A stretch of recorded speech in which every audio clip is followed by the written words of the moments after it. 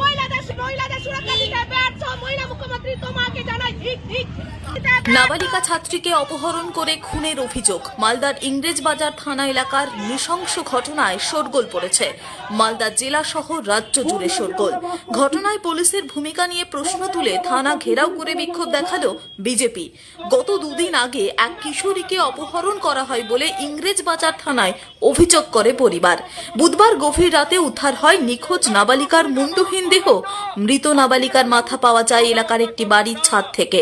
ঘটনাকে ঘিরে ব্যাপক চাঞ্চল্য ছড়িয়ে পড়ে। ঘটনায় অভিযুক্তের ফাঁসির দাবিতে বৃহস্পতিবার শহরের ত্রাণ কেন্দ্র পোস্ট অফিস মোড় এলাকায় পথ অবরোধ করেন স্থানীয় বাসিন্দারা।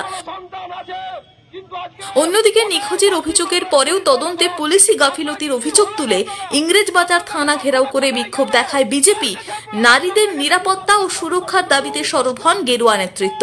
পুলিশ সুপার না আসা পর্যন্ত বিক্ষোভ চালিয়ে যাওয়ার হুঁশিয়ারি দেন বিজেপি নেতারা। অপ্রীতিকর ঘটনা এড়াতে থানার সামনে মোতায়েন ছিল বিশাল পুলিশ বাহিনী ও র্যাব।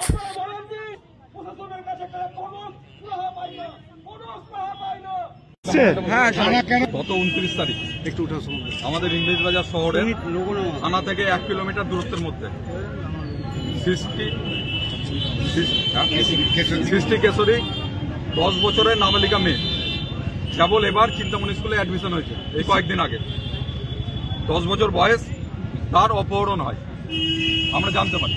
বাড়ির লোক থানায় এফআইআর করে, কিন্তু এই 56 ঘন্টা পুলিশের অদ্ভুত নিষ্ক্রিয়তা এবং পুলিশের কাছে যখনই বাড়ির লোক এসছে বলছে এখানে নেতাদের প্রোগ্রাম আছে, মুখ্যমন্ত্রীর প্রোগ্রাম আছে, এখানে বড় বড় নেতাদের প্রোগ্রাম আছে, আমরা কোনো এখন ব্যবস্থা নিতে পারবো না, আমরা এই প্রোগ্রাম শেষ হয়ে যাওয়ার পর ব্যবস্থা নিব।